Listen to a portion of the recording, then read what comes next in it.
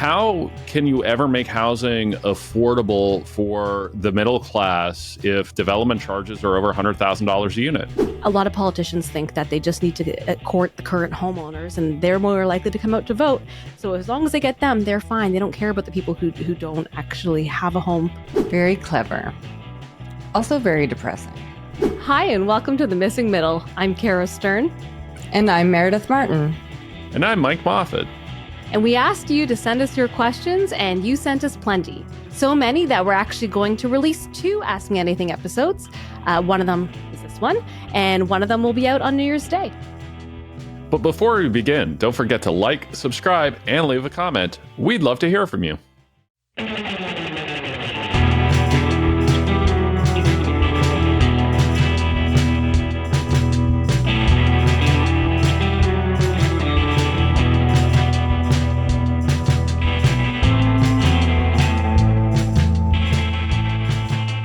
Our producer, Meredith Martin, is driving the bus this week. We're so happy she's joining us on air.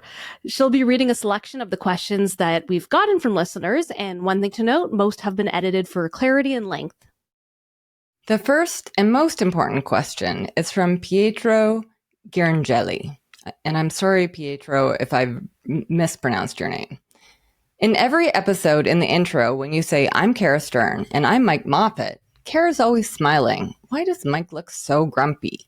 The contrast is very stark. It almost looks like he's being held against his will. I'm not suggesting he should be smiling the entire time. Just those 2 seconds would really improve the intro. Keep up the good work. Yeah, well, you can't see it on camera, but there's actually a sniper right there who's making sure I behave. No, to be honest, I get in my own head, right? I kind of I'm thinking about the next thing, and I think I'm afflicted with grumpy resting face when I'm sort of thinking about. I like to think of it as sexy resting face, but I'm sure it's grumpy resting face. So, and I will note that you are not the first person to suggest this, and in fact, Meredith makes a note of it in our show notes every time that I'm supposed to look happier. And I ignore it every time, and I will, I'll try and be better with the emphasis on try. She always puts a little happy face in the script. It's like, and I'm Mike Moffatt. And happy. And we're always reminding him, like, it's not so bad to be Mike Moffatt. Can you, pretend you're happier about being Mike Moffatt? It's a pretty good place to be, I think. Well, thank you for that. I don't know. It's I'm Scottish. We're supposed to be dour. If I'm, if I'm too happy looking, I'll get notes from relatives. Okay, the next question is to Cara from Anton Daraji. I love seeing beautiful old houses, but I feel that heritage protection of private homes has gone too far at the expense of housing. How can we improve the balance between historical protection and building the homes we need for the next generation? Yeah, this is a huge problem. And I always think it's a little weird how people don't seem to mind if you tear down an old home so that you can build something like giant and modern. I see it all the time. My neighborhood has a lot of 100-year-old homes, and then they get replaced by these giant homes that are very full of glass and that don't look like at all like what they replaced. And that doesn't seem to bother people. It's only when it's oh, and now it's a multiplex, all of a sudden that goes against it. I think that we need to tell our city councilors to stop doing things like protecting full neighborhoods is something that's a huge problem. I understand if there's a special building, then that makes sense. I can see, okay, how can we work the facade into it? But to protect whole neighborhoods or whole areas that go, I remember at one point, the Danforth in Toronto is a huge portion of it just got batch listed as heritage. And that makes it impossible to do anything with it, really, much more expensive. So I think it's a matter of telling your city councilors that housing is more important than that. And one thing I wanted to note is that when we had Alex Bezikovic from Globe and Mail on, he pointed out that when people think about heritage neighborhoods, they're often thinking of those main streets and the feel of those main streets. But what ends up getting protected in our policies is those neighborhoods where people are living, the residential areas. And it's I don't think people are thinking about when we talk about the neighborhoods that people are picturing, that like, oh, this beautiful historical neighborhood, they're picturing like the little main streets. They're not picturing the like little houses that are a few blocks away. So I think people need to really rethink that. And telling your counselor, your city councilor, that that's something that is important to you, that we need to, protect if it's something special. But for the most part, we need housing more than that. Let them know, and hopefully that'll change a culture a little bit. Yeah, and I'd like to add to that a lot of times, like if you are a person like me, and I live in one of these heritage districts, but there's a lot of folks like us that want a new home, but want a walkable neighborhood, and you can't have both, right? So what folks like me end up doing, and I did not do this, so don't send me any angry letters, but what a lot of folks like me do is they buy, the small home in the walkable neighborhood, and they tear it down and build something modern because they want something modern. So I think ultimately what we have to do is legalize new walkable neighborhoods again. And we're seeing Toronto start to do this, that there were rules saying that you couldn't, you could no longer have corner stores. Basically, in 1959, Toronto City Council said no more corner stores unless there's a pre-existing one, and they kind of got grandfathered in. I read something recently that was almost like they just didn't list it as part of it. Like it wasn't a conscious, like there wasn't a whole fight about it. It's just that when they made the new rules, that wasn't one of the listed ways that you could use those properties. Is that true? Do you know? Yeah, well, I think they ultimately did kind of ban it as far as, and this is my understanding. So, listeners can send us a correction if I'm wrong on this. But yeah, no, my understanding is that they basically banned it as a use unless there was a store pre-existing. So again, if you're a person like me who might want a modern home, but also want to live around the corner from a convenience store, you end up buying one of these heritage homes, knocking it down, building something new. So if we legalize walkable neighborhoods, new walkable neighborhoods, that's going to ease the pressure on folks, wanting to tear down these heritage homes. Interesting. Thank you, Anton. This one's for Mike from Ian Gibson. Given that the incoming president is not a reliable partner, is it time for Canada to start considering harmonizing our regulations more with Europe and Asia? Okay, so I love this question because this actually goes back to my kind of former career. Back in 2005, I co-founded a company called Next Reg Compliance, which still exists. And what the company does is regulatory compliance work for the chemical industry. So this is my life, and I could say that absolutely Canada has some very bespoke rules, and it makes it difficult to both import and export. If you're a small Canadian company, you want to import or export things to the United States, you have to deal with a whole different set of rules. Europe, same thing. So absolutely, I think there are a lot of benefits to regulatory harmonization. And I'd actually go a step further. Canada should harmonize its regulations with Canada. And by that, I mean that we have different rules in, say, Ontario than we do Manitoba and so on. And that acts as kind of an internal trade barrier. So my short answer is yes, absolutely. I think Canada goes way too far at having a unique set of rules. And we'd be much better off trying to harmonize with large trading partners, the EU being a classic example. That's awesome. I didn't know that about you, Mike. So that's cool. This one goes to Cara and then Mike. It's from Scott Bailey. Do you think this housing crisis will ever end? And if so, when? As someone in my late 20s living with my parents, just like all of my friends, it feels like there's no hope, especially living in Toronto, where housing starts are at record lows, and it looks like Ford will win another majority in the next election. I think it's possible in the long term for it to be resolved. I don't see it happening anytime soon, especially when we have like our NIMBY chief in charge in Ontario. He's set to win another election. It's very frustrating because I'm like, I think that a lot of people should be louder about how important this is, because right now I think that people don't think that housing is really that important to win, and that's why we haven't seen that kind of change. A lot of politicians think that they just need to court the current homeowners and they're more likely to come out to vote. So as long as they get them, they're fine. They don't care about the people who don't actually have a home. And I think that until people start taking it seriously, there won't be any changes anytime soon.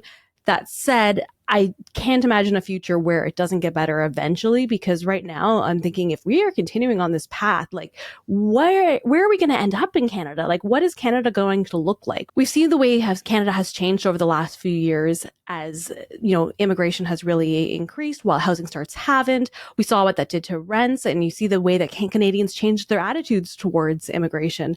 And I think a lot of our culture will change if we don't solve this. So like it has to at some point. I know that there's been changes that Mike, like you've talked a lot about how rentals can go down much faster than people buying homes, because at least like if they can restrict how many people are coming in, that would help a lot because people tend to start out with rentals. So I want to ask you, Mike, like what do you see coming down the pipeline? Yeah, so if there's not enough things to worry about, I'm going to create a new fear for people. My fear for people in 2025, 2026, going into 2027, at least in the GTA and maybe greater Vancouver area, is this, that our economy is getting weak. Interest rates are going down, and we don't have a lot of demand because of the pause to non-permanent residency and so on. I actually think that the next couple of years, things are, at least on paper, going to look like they improve. That the lower interest rates are going to help accelerate affordability.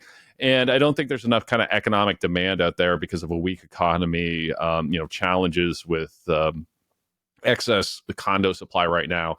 So I think in the short run, things actually might, on paper, look like they're getting better. And my concern is that that's going to lull us into a false sense of security. Because as Scott's question points out, housing starts are at record lows. And, pre-construction sales have basically dried up, which means that if we're not building much in 2025, 2026, 2027, and so on, once the economy starts to improve again in, say, late 2027, early 2028, things are going to absolutely take off. And, we're going to have the kind of the mother of all price increases. And this is not, I'd like to think that this is not an unfounded fear, because we've seen this over the last 40 to 45 years in the GTA, where, prices go up for a while and then you have a bit of a correction.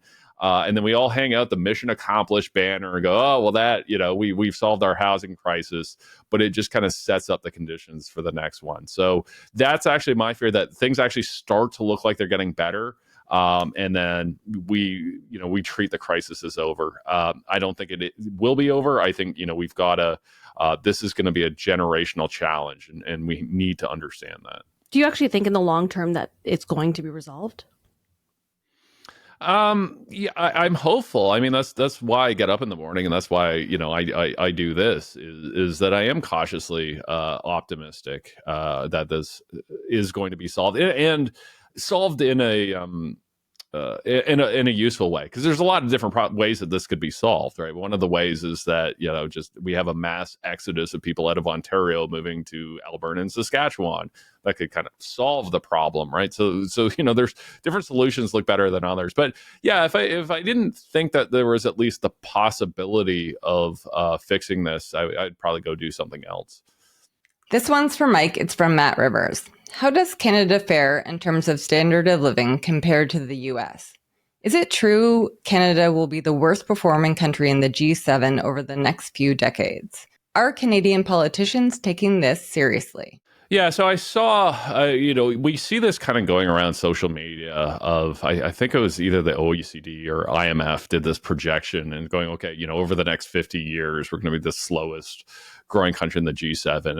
And to that, I'd say, like, we can't even predict economic growth 6 months from now, the idea that we could do it 50 years from now. So I don't take that very seriously. What I prefer to do is kind of look at the fundamentals, and also basically look at what are countries actually trying to do about the problem? What are jurisdictions trying to do about it? I would say overall, and this is more subjective, I'm actually cautiously optimistic about Canada, but I'm actually quite pessimistic about Ontario. I think Ontario is increasingly becoming a basket case. I think it's impossible to build anything here. We seem to be doubling down on industries in decline. So yeah, I'm quite worried about Ontario. I think in the big picture, Canada is going to be okay. And yeah, I would just say like any projection or any forecast that goes out more than a year or two, I would just completely disregard, because there's just so much uncertainty out there, right? Like imagine if you made a 50-year projection in the year 1900. Okay, what are economies going to look like in the 1950s? Like by 1950.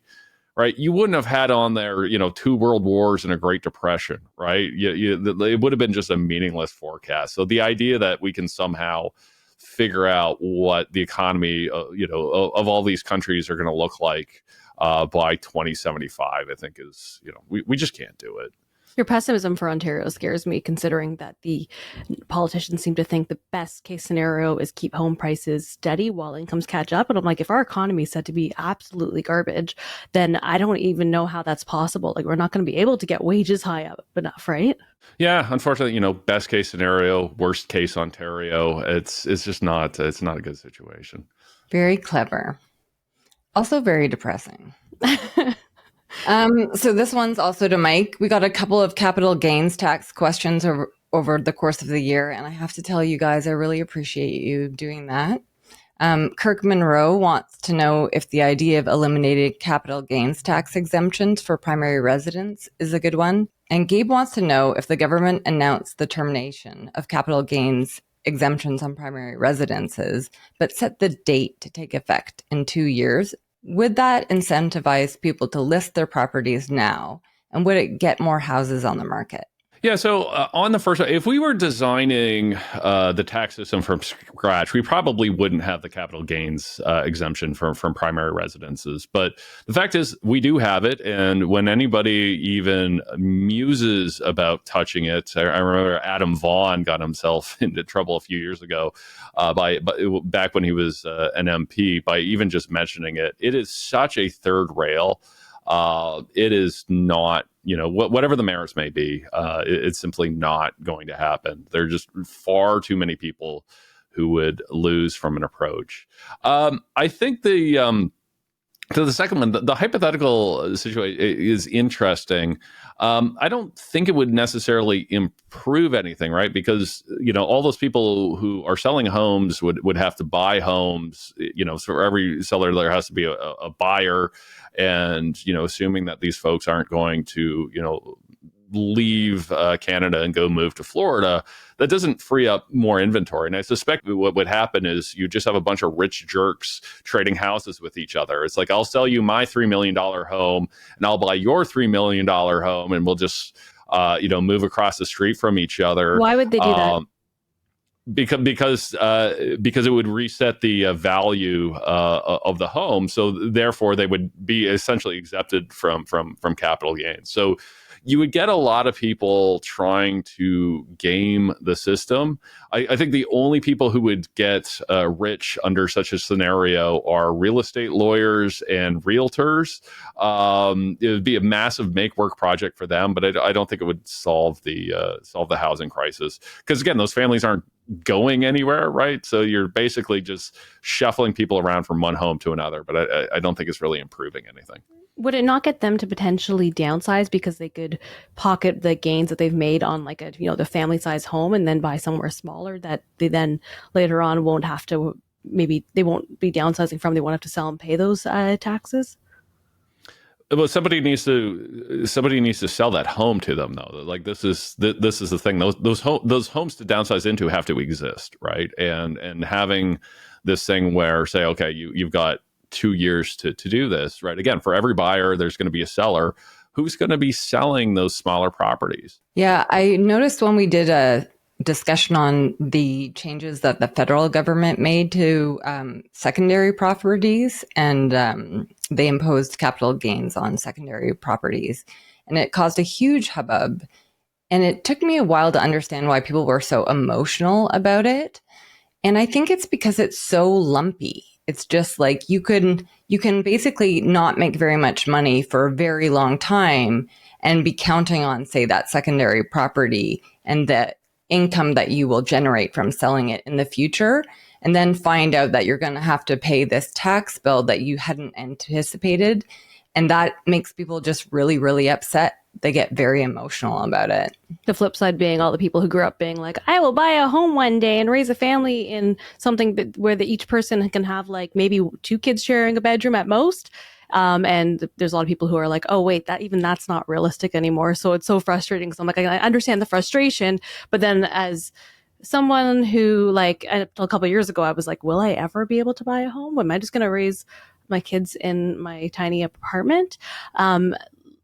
Very little sympathy for people who are like, oh, I have this asset and I may have to pay a little bit more in taxes on it. And when you think about that kind of balance, it's like, it's so frustrating. I get it. And I'm like, I wish those people would also understand the flip side of it, of what that kind of culture of buying those investment properties has done. Fair enough. Our last question is from Augustine Wong. What can ordinary Canadians do to help address the affordability crisis? And I just wanted to say that I love this question. I think that it would be really wonderful if more people got involved at a community level in their neighborhood, join a neighborhood group, join a parent council, and talk to people about the fact that we need more dense housing in all our urban centers. And you can join a group like More Neighbors. We had Eric Lombardi on the show, and we'll link to that episode in the show notes. And if there isn't a More Neighbors chapter in your area, you could start one. Pay attention to how your city council votes on housing issues. Talk to your city councilor. And if you can't convince your city councilor to change their mind on increasing density, think about running for city council yourself. We need way more people involved at a grassroots level all over Canada.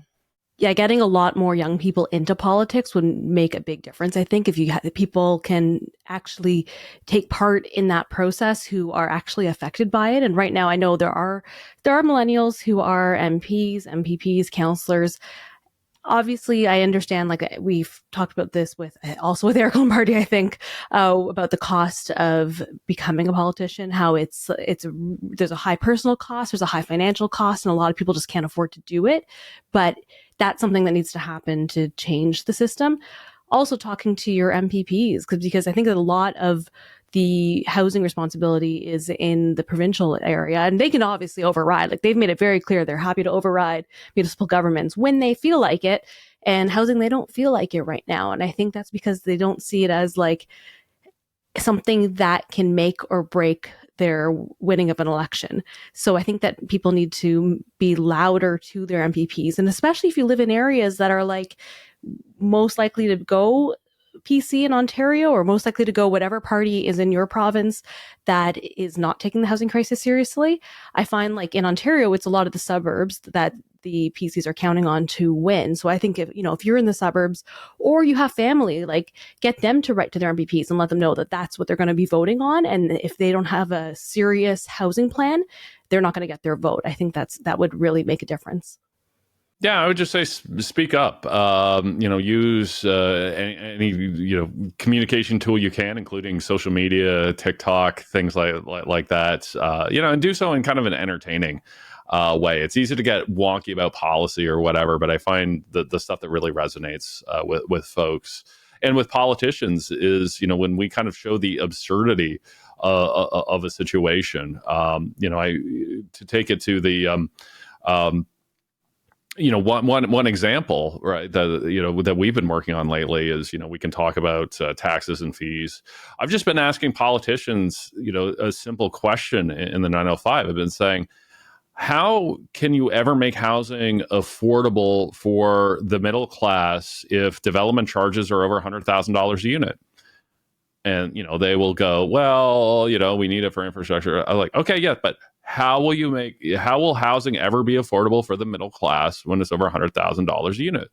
And like, be annoying. That's what I kind of would say, because they know ultimately, you can't, right? It's impossible. And I think, those, showing the absurdity of the system we're in, is actually getting changed. We saw Burlington reduce their development charge.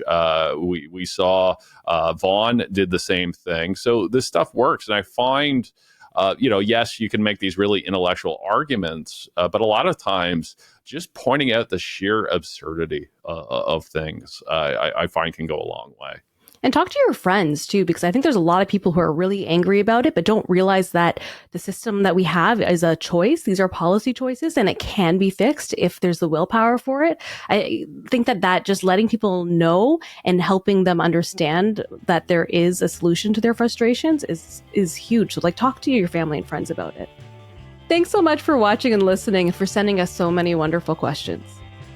And if you have any thoughts or questions about how to make politicians look absurd on TikTok, please send us an email to missingmiddlepodcast@gmail.com.